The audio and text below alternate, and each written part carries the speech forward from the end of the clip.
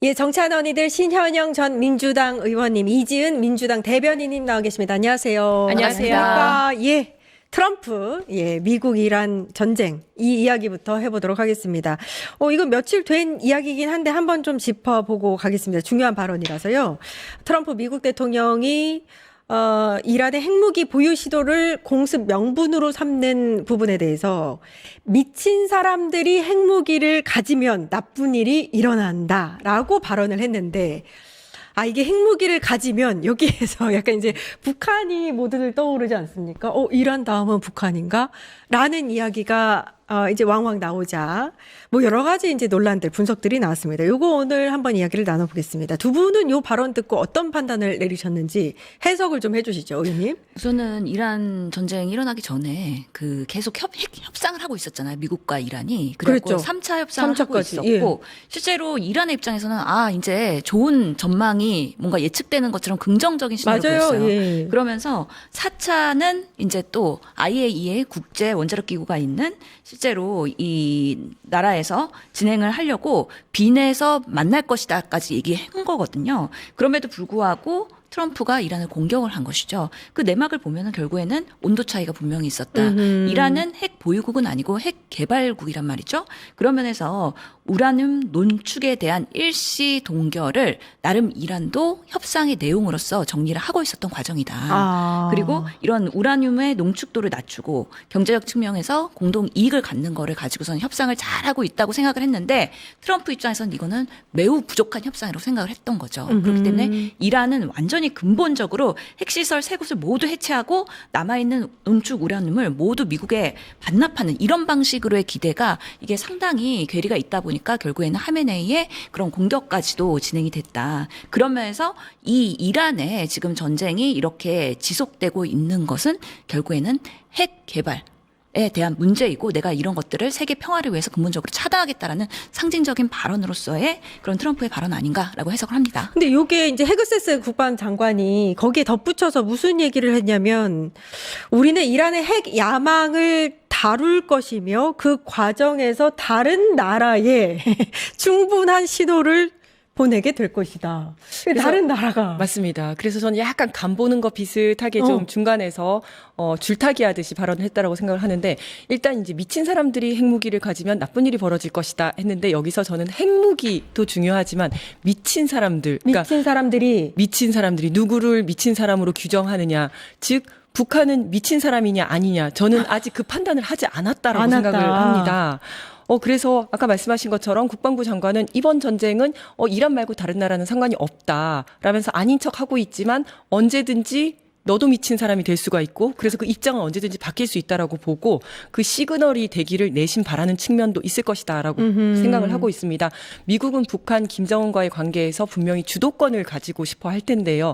지난번에 2025년 8월 달인가요? 이제 김정은을 만나자고 이제 러브콜을 했었죠. 예. 그때는 올해 안에 김정은을 만나고 싶다. 연락 오면 언제든지 만나겠다. 그런데 어떻게 못 만나게 되니까 이번에는 시간이 맞지 않았다. 이렇게 그랬었죠. 얘기를 했었거든요. 그런데 지금까지는 나 김정은을 만나고 싶어라고 했지만 이것이 너나 만날 거야 안 만날 거야 라는 으름장으로 조금 바뀔 수도 있다라고 생각을 합니다. 그래서 작년의 트럼프와 올해의 트럼프는 좀 다른 것 같긴 해요. 그렇죠. 왜냐하면 작년 같은 경우에는 여전히 노벨 평화상에 대한 욕망이 있었고 그랬는데, 지금 이제 다른 사람 받은 거 뺏어가고 하면서 이제 거기에 대한 마음은 버린 건지 지금은 그때와는 전혀 결이 다른 방향으로 나가고 있잖아요. 그래서 그전에는 그냥 러브콜을 보냈다면 지금은 약간 으름장으로 바뀔 수도 있다라는 그 맥이 조금 바뀐 거를 좀 볼 수가 있습니다. 제가 생각하기에는 트럼프는 김정은을 만나서 노벨 평화상을 받기 위한 여러 가지 화해 제스처를 계속 할 걸로 보입니다. 저는 그렇게 보고요. 지금 계속해서 이렇게 뭐 마두로에 대한 체포 여러 가지 공격을 하고 있지만 그런 모습으로는 본인이 원하는 평화상을 못 받거든요. 그렇기 때문에 그 꿈은 결국에는 계속해서 노력이 될 거고, 그 이면에는 결국에는 미국에서도 전쟁부 장관은 그렇게 뭐 우리는 핵 야망을 다루게 될 것이며 북한에서 충분한 신호가 된다라고 뭔가 뉘앙스를 풍기긴 했지만 그럼에도 불구하고 전쟁부 정책 차관은 여전히 미국 의제에 북한 핵 문제가 포함이 돼 있다. 그렇지만 그 북한의 비핵화 원칙 유지를 위해서 전제 조건 없는 대화를 계속할 요량으로 예. 있고 백악관 대변인도 북한에 관련된 입장에서 지금 어떠한 변화도 없다라고 했어요. 그렇기 때문에 이란은 핵을 지금 개발하고 있는 나라기 때문에 강력한 제재를 이런 방식으로 무력으로 하고 있는 거고 북한은 이미 핵을 보유하고 있기 때문에 예. 대응 논리가 달라질 수밖에 없다. 오히려 북한이 이런 상황에서 계속 압력을 넣었을 때 그 핵무기를 가지고 어떤 장난을 또 칠지 모르는 리스크가 있기 때문에 예. 오히려 유화체 그리고 예전에 하노이에서의 그 노딜 그거에 대한 트라우마를 극복하기 위해서 트럼프 정부 2기에서는 아마 김정은을 만나고 싶어 할 거고 본인이 김정은과 사이가 좋다는 거에 대해서 매우 프라이드를 갖고 있었잖아요. 네, 그리고 맞아요. 이재명 대통령 만나서는 그래서 피스 메이커 어허. 거기에 대한 부분에 있어서 되게 뭔가 만족했죠, 만족하는 예. 페이스메이커, 피스메이커 이런 부분에 있어서 계속해서 한반도의 평화를 위해서 본인이 어떤 역할을 한다는 사인을 계속 보이면서 그 지도자로서의 입지를 굳혀갈 것이라고 저는 생각합니다. 그래서 예. 이 부분에 있어서 북한에 대한 이야기를 너무 민감하게 반응하는 것은 오히려 불필요한 그런 한반도의 평화에 논란을 일으킬 수 있고 오히려 국민의힘이 그런 부분에 있어서 마치 이쑤시개처럼 계속해서 북한의 대응과 미국의 이런 위기에 대해서 계속 이렇게 안보 불안을 부추기고 있는데 이런 것 좀 자중해야 되지 않을까라는 생각도 듭니다. 예, 아니, 그 말씀이 맞는 게 사실은 대부분의 외교 전문가들은 북한은 핵을 이미 가지고 있기 때문에 다른 대응 전략을 미국이 펼 것이다. 라고 이야기하고 있는데 국민의힘이 오히려 이 사람들 전쟁을 바라나 싶을 정도로 그 다음은 북한이다 계속 이렇게 얘기해요. 맞습니다. 그게 이제 민주당과 또 이제 평화를 바라는 우리 민주 세력들하고 국힘의 차이점일 것 같은데요. 민주당은 평화와 비평화, 평화와 전쟁 이렇게 생각을 한다면 국힘의 같은 경우에는 북한 그리고 나머지 이제 북한이냐 아니면 대한민국이냐 북한이냐 아니면 미국이냐 그래서 우리가 평화를 이야기를 하면 그래서 너 친북이라는 거야 반미라는 거야 이렇게 몰고 그러니까, 가려고 예. 하는 거죠. 그래서 그것이 본인들에게 유리한 프레임이고 정치적인 이득을 얻을 수 있다라고 생각하기 때문에 계속해서 그래서 너 친북이라는 거야 아니면 너 반미라는 거야 이 질문을 계속 하고 있는 거고 예. 우리는 그게 문제가 아니라 우리는 한반도 평화를 지키겠다라는 이야기를 하고 있는 겁니다. 정말 대통령 말씀대로 한반도 정세를 불안하게 해서 무슨 득을 보겠습니까? 안보는 상대랑 싸워서 이기는 게 그게 안보가 아니라 싸우지 않을 상황을 만드는 게 안보이지 않겠습니까? 그래서 국힘은 한반도 평화보다 자신들의 정치적 이득을 얻으려는 목적으로 계속해서 뭐 그 안철수 의원도 그렇고 장동혁 대표도 그렇고 다음은 북한이다 뭐 이런 식으로 이야기를 하고 예. 있지 않습니까? 대한민국의 평화를 위협하는 그런 발언이라고 생각을 합니다. 지금 굉장히 부드럽게 말씀하셨지만 국민의힘은 그러면은 전쟁 일으켜서 국민들에게 진짜 뭐 피해가 가도 본인들이 권력 잡으면 된다 뭐 이런 논리입니까? 그러니까 대통령이 이상한 사람들이 뭐 이상한 얘기를 하고 있다 이렇게 일침을 가하기도 했어요. 계속해서 불안 위기를 결국에는 부추기는 거죠 국민의힘에서. 그래서 이재명 정부가 제대로 그런 한미 관계를 가져갈 것이냐, 북한에 대응 너무 굴욕적인 거 아니냐 이런 프레임으로 계속해서 공격해 올 겁니다. 그런 거에 흔들리지 않고 이재명 정부의 외교는 아주 실용 외교로서 지금 뭐 미국과 그리고 일본과 좋은 관계를 가지고 있고 또 중국과도 시진핑도 만나서 여러 가지 안정적인 모습을 보였기 때문에 이재명 정부의 지금 국정 지지도가 고공행진하는 것도 결국에는 경제 그리고 외교 그리고 정말 소통 이런 것들이 긍정평가에서 들어가고 있는 거기 때문에 그런 부분에 흔들리지 않고 사실 뭐 국민의힘은 지금 장동혁 체제의 리더십이 너무 붕괴돼갖고 내부에서 문제가 많기 때문에 오히려 그 화살을 뭐 이재명 정부에 돌릴 수도 없는 매우 무기력한 상황이라고 저는 생각하기 때문에 그런 것들 의식하지 말고 우리가 정말 국익을 위해서 따박따박 가면 된다라고 생각합니다. 그런데 아무튼 그럼에도 불구하고 김정은은 살짝 지금 보니까 불안해요. 불안한지 공개적인 행보를 계속해서 보이고 있는데 요번에 이제 만든 신형 구축함이 있는데 최현호라고 합니다. 그 최현호에 서 있는 장면, 거기서 이제 순항미사일 4발을 연속적으로 발사하는 장면 이런 것들을 계속해서 이제 공개하고 있습니다. 이것도 좀 의도가 있는 거잖아요. 그러니까 뭐 외부적으로는 핵무력을 조금 과시하려는 의도가 있지 않을까라고 생각을 합니다. 이제 우리는 육상뿐 아니라 어떤 해상에서도 다량의 미사일을 한꺼번에 쏘아 올릴 수 있는 그런 능력을 가지고 있다. 우리를 공격하면 우리는 이렇게 무기력하게 우리는 공격만 받고 있지 않겠다. 이제 외부적으로는 예. 그리고 이제 표현 중에 전략 미사일 전략 이런 얘기들이 많이 나오는데 예. 그게 이제 핵 무력을 뜻하는 의미거든요. 아, 그래서 전략이 핵 무기를 뜻한다. 맞습니다. 전략적 공격, 그다음에 전략 미사일 이제 이런 것들이 핵무장이라는 표현을 의미를 뜻하는데요. 그래서 우리는 핵을 가지고 있다라는 이야기를 은연중에 계속해서 이제 이야기를 하고 있는 거고 내부적으로도 불안을 잠재우려는 의도가 있다라고 생각을 합니다. 지난 2월에 9차 당대회 때 가장 내세운 업적이 핵무력을 완성했다라는 거였었고 경제난 속에서도 우리는 우리의 안전을 지켰다. 그렇기 때문에 내부의 불안을 잠재우고 계속해서 이제 결속을 다지려는 의도가 있다라고 생각을 하고요. 그리고 단기적으로는 어쨌든 그 북한이 핵무력 고도화에 일단은 계속해서 집착을 좀 할 것으로 보입니다. 왜냐하면 북한이 베네수엘라나 이란과 다른 점이 우리들은 핵을 가지고 있다. 핵을 갖고 있기 때문에 우리를 공격하지 못하는 것이다라고 생각을 하고 있기 때문에 지금 핵을 포기하면 이건 자살행위나 마찬가지다라고 생각을 할 거라고 생각합니다. 하지만 조금 다른 거는 트럼프 대통령이 정말 예측 불가능한 행동력을 그러니까요. 보지 않았습니까? 그렇기 때문에 우리도 막 무조건적으로 거부만 하다가는 어떻게 될지 모르기 때문에 어쨌든 대화의 판을 유지를 하면서 이 위기 상황을 좀 관리하는 쪽으로 가지 않을까라고 생각을 하고요. 그래서 이번 미국 공습에 대해서 가장 추악한 형태의 주권 침해다라고 말을 하면서도 트럼프 대통령의 이름을 직접적인 언급은 안 하지 않았습니까? 이런 것들이 나름 이제 수위를 조절하고 있다 이렇게 생각이 됩니다. 굉장히 복잡한 셈법이 좀 드러났다고도 볼 수 있을 것 같은데 그렇다고 해서 미국과의 핵 협상을 계속해서 거부할 수는 없을 것이다. 왜냐하면 이제 지금까지 이제 베네수엘라나 이란의 모습을 보면 이렇게 신경을 쓸 수밖에 없으니까요. 그렇죠. 마두로스가 이렇게 포위되고 결국에는 하메네이도 갑자기 사망하고 이게 남의 얘기 같지는 않을 거예요. 그만큼 미국의 군사력, 정보력 이런 것들이 상당하다라는 상징이기 때문에 북한 체제가 위험할 수 있다라는 당연히 김정은의 입장에서도 불안할 수밖에 없을 것이다.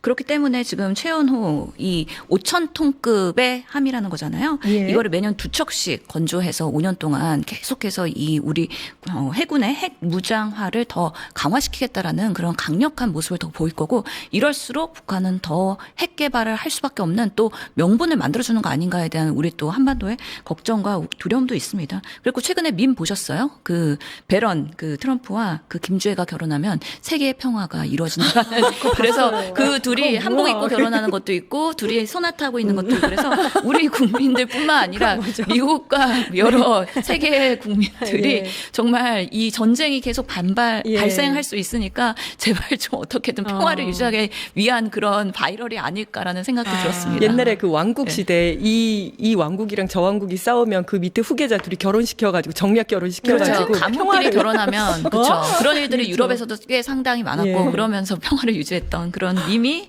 매우 재밌게 돌고 있습니다. 아니, 저는 이거 개인적인 좀 시각이고 기대이긴 한데 약간 이란 종전이 좀 힘든 상황에서 이게 좀 장기화된다면 북미 대화가 오히려 이루어지지 않을까, 북미 회담이? 왜냐하면 트럼프로서는 이제 이란 쪽이 제대로 안 되고 있을 때 약간 본인의 업적으로서 북미 대화를 좀 이루어가지 않을까.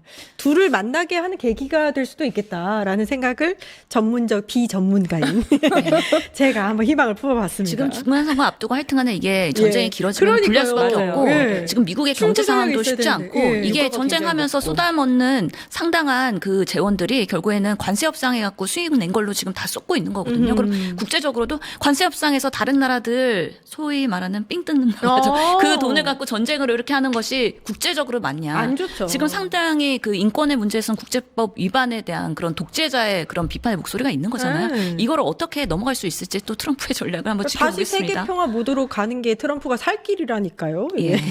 이 이란 전쟁 어떻게 되고 있는지 좀 한번 살펴보겠습니다. 이란의 차기 후계자 선출이 이미 되지 않았나요? 그렇죠. 차남으로 선출됐죠. 됐어요. 모즈타바. 근데 이 부분에 대해서 안 된다라고 반대의 목소리를 트럼프가 내고 있고 차기 지도자는 마치 이제 미국에서 주도하겠다는 식으로 노골적으로 이야기를 하고 있는데 이게 가능한 일입니까?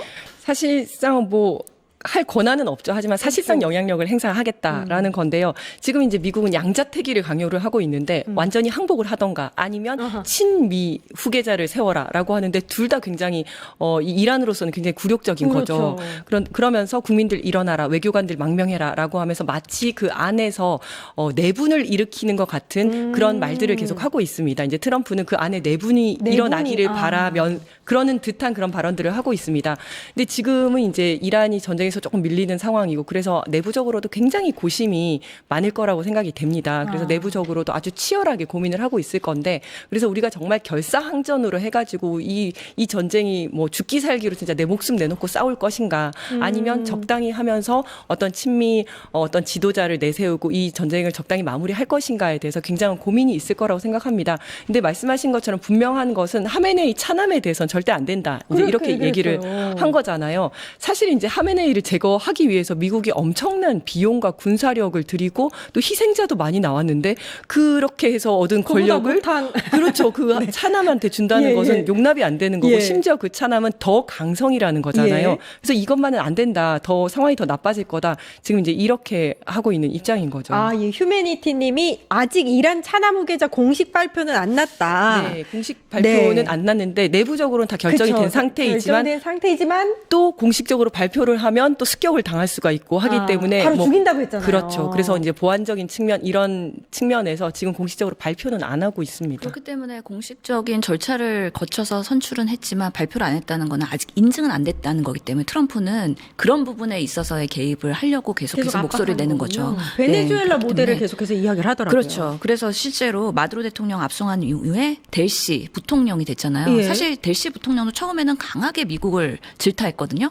그럼에도 불구하고 베네수엘라의 그런 임시 그런 차기 본인의 대통령의 역할을 위해서 미국과 협조하는 그런 스탠스로 모두 전환을 했습니다. 그렇기 때문에 트럼프도 본인이 소통할 수 있는 어떻게 보면은 5년 안에 또 다시 이란 전쟁을 하게 되면 안 되기 때문에 결국에는 이란의 그런 평화를 가져올 사람이 결국엔 본인들의 입장에서는 미국과 소통이 잘 되고 협조를 잘하는 그런 사람들이었기 때문에 본인이 뭐 인터뷰에서는 이란을 이끌 좋은 지도자 후보군을 이미 염두에 두고 있다. 라고도 했고요. 그래서 우리는 들어가서 모든 것을 깨끗하게 정리하길 원한다. 이런 얘기도 하면서 계속해서 이란의 재건에 대한 개입까지 하려고 하다 보니까 이 전쟁이 끝이 안 나고 예상보다 오래 가고 있기 때문에 앞으로도 당분간 이런 상황들이 지속되면은 대한민국에도 영향이 좀 커질 수 있겠다라는 불안감은 있습니다. 그 트럼프가 이야기하는 베네수엘라 모델이 이런 거지 않습니까? 그 딱 이제 정점에 있는 반미 상징적인 지도자만 딱 제거를 하고 그 밑에 체제는 그대로 유지하면서 협력적인 지도자를 옹립하는 거. 그렇죠. 그 모델인데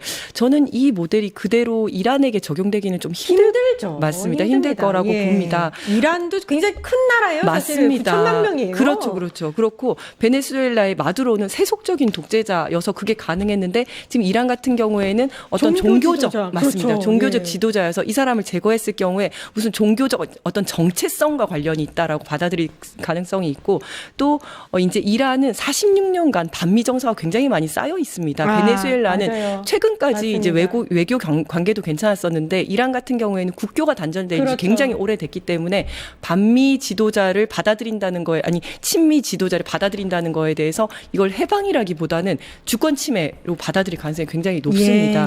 그래서 지금 이란 대통령도 이제 더 이상 그 중동 국가들 공격 안 하겠다라고 했는데 그럼에도 불구하고 지금 공격이 했잖아요. 테헤란이 또 공격이 된 거잖아요. 어떻게 될지 그만큼 그 이란 내에서 대통령의 파워가 이것밖에 안 된다라는 걸 반증하는 거고 결국에는 최고 지도자의 권력이 매우 중요하다라는 것을 이야기하는 거기 때문에 지금 강경파인 사실 이란 혁명 수비대도 이런 부분에 있어서 꽤 지금 권력에서의 큰 중심이 되고 있기 때문에 결국에는 지금 지도자 선출에 있어서 뭔가 잠시 보류하긴 했지만 그래도 그들의 맞게 뭔가 대세가 변경되기는 쉽지 않아 보이는 정국이다라고 말씀드리겠습니다. 미국-이란 전쟁 관련해서는 저희 끝장 뉴스 다음에 이어지는 김창현의 창에서 좀 더 자세하게 다룰 예정이니까요. 채널 고정하고 계시면 되겠습니다. 다음 이슈로 넘어가서 증권봉합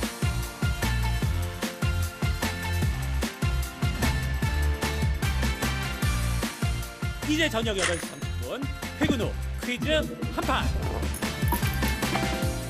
혼자 하지 마세요. 같이 해요. 매일 저녁 8시 30분 많은 참여 바랍니다.